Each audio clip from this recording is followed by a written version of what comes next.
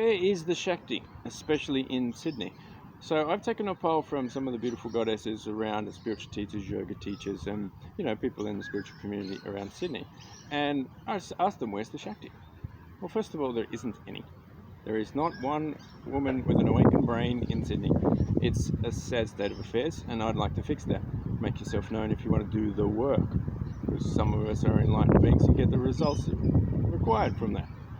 And the general consensus from all the people that I asked was, yeah, people are not willing to do the work and not willing to improve. They prefer to hold on to their emotional retardation, prefer to continue to get more sick and more diseased, and then just become a zombie, more zombie-like in the Matrix.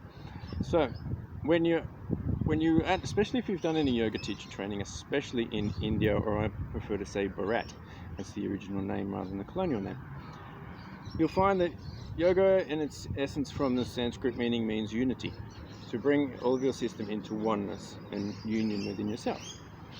And also it has attached excellence, purity, quality, and a very high standard of behaviors and quality being, to be the most of, make the most of your human potential.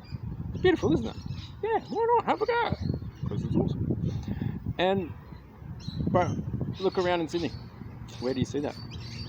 So, and I've also asked quite a number of people, how many women in your life would you consider respect-able? How many are you able to respect? Generally, we seem to look up to people and respect those who do something or have accomplished things that we haven't, or that we'd like to. It's the general understanding from my perspective.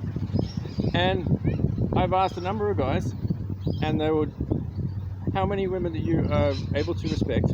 They make good decisions, they're just quality people.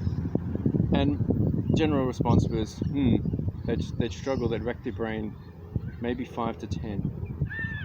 Like I'd say about 20.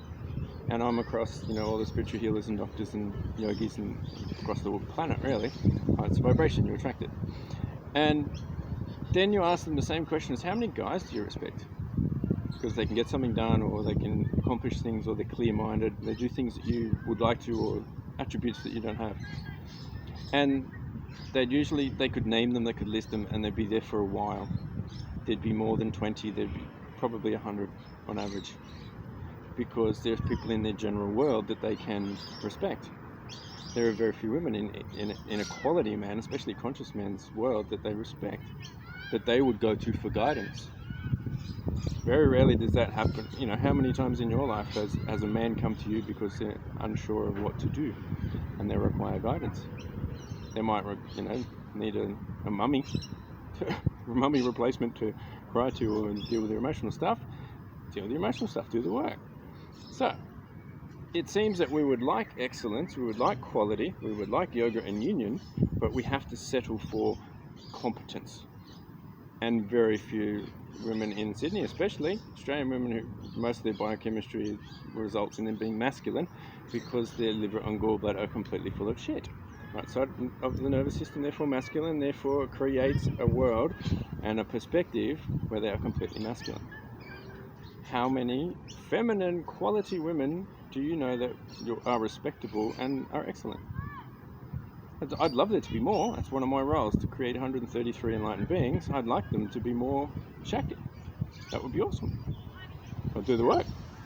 Stop thinking what you think and what your emotion, because emotions are fourth dimensional imbalance from a disease, from a completely toxic gut and eating the organs alive. When you understand that, that's what emotions are, and when you're unable to control them, you're actually infecting people with your diseases. What a horrible thing to do. But you think that's quality and that's acceptable, because Shakti is emotionally retarded and spreading the shit around. Where's the quality? I'm afraid that's not going to cut it. So, can you achieve basic level of competence? For that is an upshot for most women, unfortunately. And if you can whinge and sook and be a victim as much as you like. That's essentially being a 3 to 5 year old emotionally retarded child in their behavior patterns. That's not going to get you any respect. That's not going to get you any jobs. It's not going to have anybody help you. It's going to spread diseases and have people move away from you because you cannot control yourself. Like a 3-year-old tantrum, throwing child in a supermarket. Nobody wants to go near it, but you're doing it in regular life. Better learn to manage your body, because that's the subconscious mind where all of these toxins and all of these overflow of emotionally retarded diseases come from. Can you control your own mind? Well, we're in a matrix of system control where your thoughts are being controlled by the thoughts of the programs, essentially the frequencies of the matrix around you through your body. Best to get a quality body that is actually under your own control. You would need a stillness of mind to be able to say that and accomplish that. So, I'm putting it out there. Make yourself known if you want to do the work. We need some quality Shakti around, because when there's quality, excellent women around, everything gets better, because they're using their heart and they're beautifully connected to Mother Nature and their soul and their spirit and their nature. And we could do with a lot more.